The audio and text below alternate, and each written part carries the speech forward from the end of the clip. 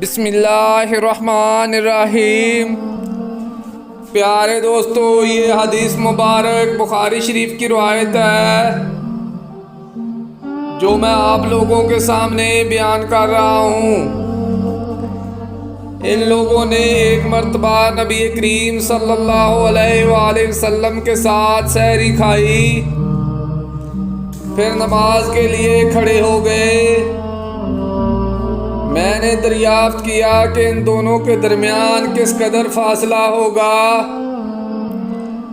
फरमाया, जितना 50 या 60 आयत पढ़ने में सरफ होता है इतना फासला था। प्यारे दोस्तों, अगर आप हदीस मुबारक सुनना पसंद करते हैं तो इस तरह की मज़ीद हदीस के लिए चैनल को सब्सक्राइब कर लें। बराए मेहरबानी वीडियो को लाइक भी करें। मिलते हैं एक नई हदीस के साथ।